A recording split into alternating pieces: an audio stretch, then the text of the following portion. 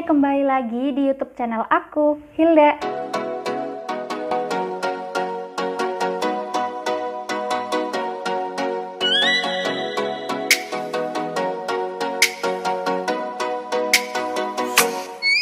Nah, di video kali ini aku bakalan storytelling lagi ke teman-teman semuanya. Jadi, buat kamu yang baru gabung di YouTube channel aku, kenalin aku Hilda, dan di YouTube channel ini aku bakalan upload setiap hari. Insya Allah, semoga aku selalu diberikan kesehatan dan juga kamu yang selalu nonton video aku. Jadi, untuk hari Senin itu tentang bercerita, kemudian yang hari Selasa itu tentang review buku, hari Rabu itu tentang tips-tips dan juga dunia tentang merajut.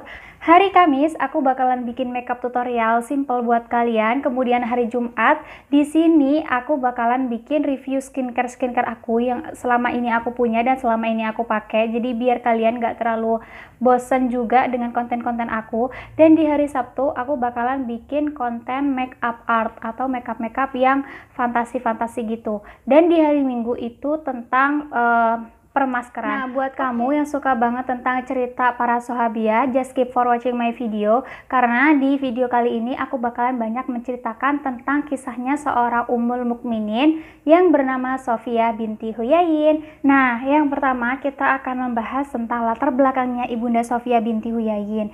Ia ini adalah istri Rasulullah yang berasal dari Yahudi. Jadi, Ibunda Sofiyah binti Huyayin ini adalah seorang Yahudi Khaybar. Ayahnya ini adalah seorang kepala suku di Bani Nadir. Nah, si ayahnya ini bernama Huyai bin Akhtab. Jadi dia keturunan dari Bani Akhtab. Tapi Sofiyah binti Huyayin, jadi binti Huyayin itu adalah nama dari sang ayah. Kemudian ia menikah pertama kali dengan Salam bin Abul Huqaiq. Pada saat itu ia masih menganut ajaran yang dibawa oleh ayahnya. Kemudian ia menikah dengan suaminya yang kedua. Ini ia telah memasuki jiwa Islam ini telah memasuki hati dan juga tubuhnya si Sofiyah binti Huyayin. Dia adalah Kinanah bin Abul Huqaiq, dan Masya Allahnya Kinanah bin Abul Huqaiq ini dia meninggal di medan perang. Jadi pada saat perang Uhud, nah si Kinanah ini dia tertusuk oleh salah satu pedang kaum kafir Quraisy. Jadi ia meninggalnya adalah husnul khotimah. Nah, Ibunda Sofiyah binti Huyayin ini adalah sosok yang sangat disayang dan juga sosok yang sangat dicintai oleh ayahnya dan juga oleh pamannya. Hingga ada salah satu cerita yang menceritakan bahwasanya pada saat itu pamannya ini bersama dengan ketiga anaknya. Dan di situ ada Ibunda Sofiyah. Lalu kemudian si pamannya ini malah bukan memeluk anak-anaknya, tapi malah memeluk Ibunda Sofiyah. Pasti kalau kita jadi anaknya si paman ini kayak, kita nggak dipeluk sama bapak kita gitu ya. Karena memang secinta itu ayahnya Ibunda Sofiyah ini dan juga si pamannya ini. Nah, Ibunda Sofiyah binti Huyayin ini adalah sosok yang sangat bergelimang harta, sosok yang memiliki ide yang sangat cemerlang, terus kemudian dia memiliki paras yang sangat cantik, hingga tak heran banyak sekali para kaum Adam yang ingin mempersunting beliau. Nah, dari kedua suaminya tadi ini adalah seorang penyair yang terkemuka pada zamannya. Pada masa pemerintahan ini banyak sekali para kaum munafik yang ingin keluar daripada Islam gitu ya, tetapi karena khawatir ia dibunuh atau khawatir yang lainnya, maka mereka lebih memihak dirinya atau jiwanya ke dalam tubuh Islam, tapi batinnya mendukung para kaum kafir Quraisy gitu ya. Nah, di sini orang Islam itu sendiri gitu ya, di perkampungannya Arab pada saat itu dibagi menjadi tiga elemen, bukan tiga elemen sih, kayak tiga perorangan gitu ya. Yang pertama ini dia memang cinta dengan Nabi Muhammad dan mereka ini adalah orang-orang yang mendukung kejayaan kaum muslimin.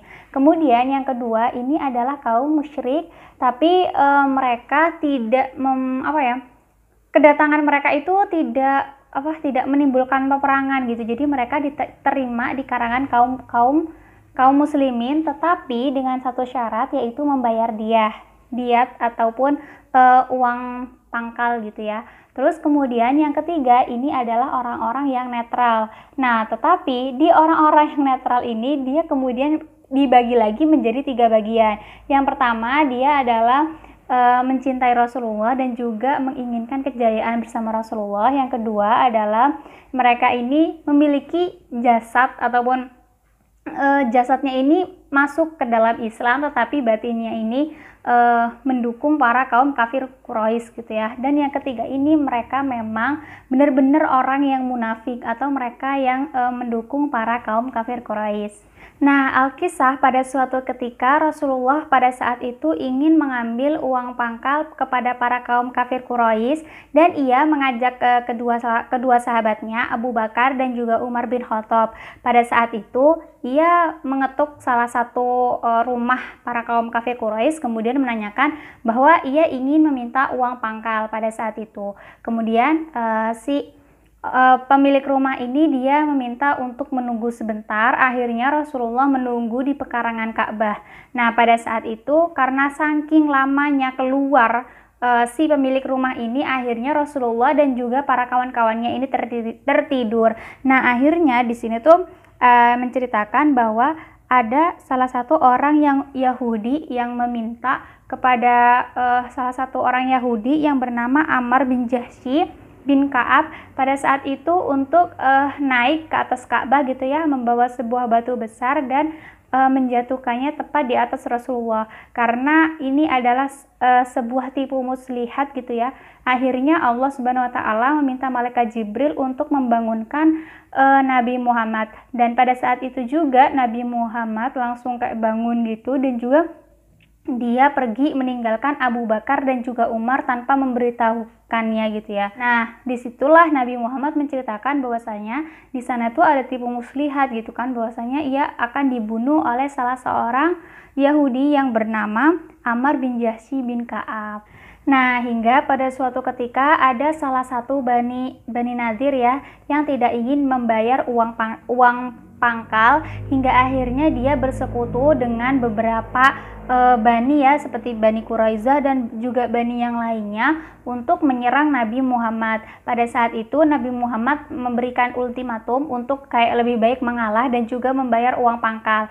Namun ternyata Huyai bin Akhtab ini atau pemuka dari kaum Nazir atau Bani Nazir ini malah menolak dan mengirimkan balasan suratnya Nabi Muhammad ini bahwasanya ia akan tetap di kampungnya gitu ya, mempertahankan harta dan juga kekayaan yang ia miliki, dan ia akan kayak menyerang balik gitu ya apabila Rasulullah menggencarkan senjata.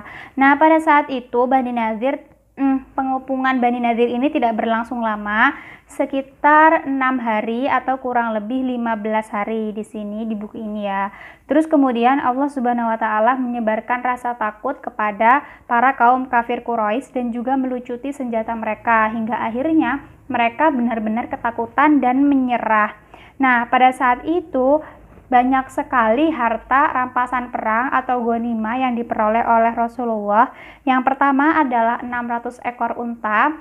Cukup banyak ya, karena memang bisa bermanfaat bagi prajurit kaum muslimin pada saat itu untuk dikendarai. Kemudian 50 pieces baju perang yang memang dibutuhkan oleh para kaum muslimin, kemudian 50 pelindung kepala dan 340 pedang.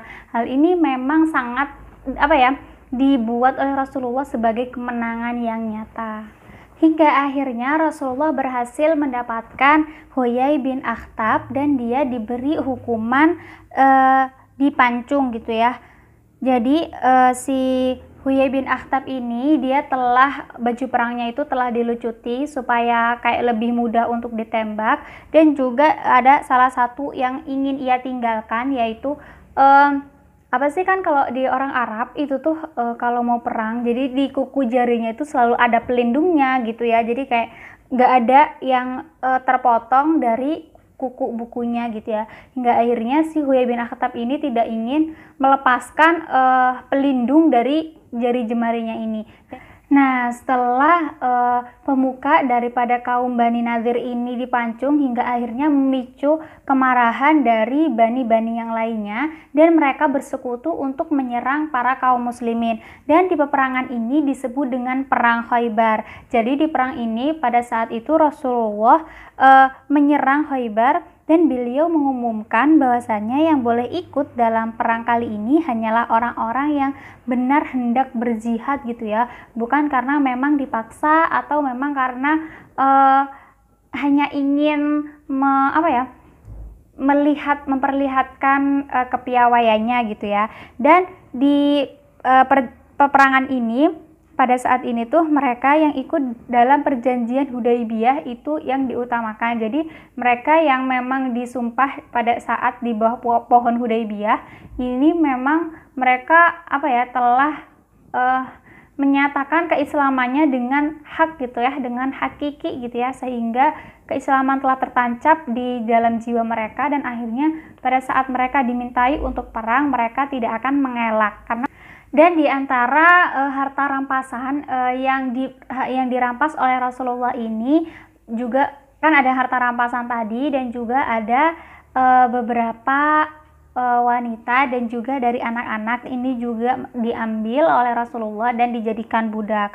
Nah, kemudian ada salah satu wanita yang membuat Rasulullah ini ingin melindunginya, dan dia ini adalah putri dari pemuka kaum Nadir, yaitu Ibunda Sofia binti Huyaiyin. Nah, pada saat itu Rasulullah langsung meminta untuk menikahi Sofia, dan akhirnya mahar yang diberikan oleh Rasulullah adalah sebuah hak dan juga kewajiban dia sebagai seorang suami kepada istrinya, yaitu memerdekakan sang budak. Jadi maharnya ini adalah kemerdekaan dari seorang Sofia. Kemudian pada saat walimahnya, di sini pernikahannya hanya menyantap hidangan kurma, keju, dan juga minyak sami. Jadi para sahabat ini membuat beberapa lubang untuk menutupi kayak wadah gitu ya. Di situ keju, terus kayak ditutup dan direndam kurang lebih 2-3 hari. Aku kurang tahu itu bakalan enak apa enggak, karena aku sendiri kurang suka keju sih menurut aku. Karena kalian suka nggak sih sama keju apalagi keju direndam? Udah aku nggak ngerti lagi karena emang lidahnya orang Asia sama orang Arab itu berbeda ya nggak sih? Jadi kayak kalian suka nggak gitu? Aku nggak begitu suka. Kalau kalian suka banget sama hidangan keju, please tulis di kolom komentar hidangan apa yang kalian suka pada saat menyantap keju. Nah, di sini Alkisah ada sebuah cerita dari Zaid bin Aslam. Jadi pernah suatu ketika Rasulullah sakit parah, kemudian Ibunda Sofia binti Huyaiyin mengatakan bahwa, "Wahai Nabi, sesungguhnya aku lebih senang jika penyakit yang dideritamu itu pindah ke tubuhku." Akhirnya alhasil gitu ya, beberapa istri Rasulullah yang lain yang mendengar perkataan itu, mereka mencibir dan juga mengatai sikap dari Bunda Sofia ini mungkin dibilang terlalu lebay gitu ya. Hingga akhirnya Rasulullah memerintahkan kepada mereka yang telah mencibir Ibunda Sofia untuk muntahkanlah ucapan kalian, karena sesungguhnya Ibunda Ummul Mukminin tidak pantas untuk mencibir sesama Ummul Mukminin gitu ya, apalagi mencibir orang lain.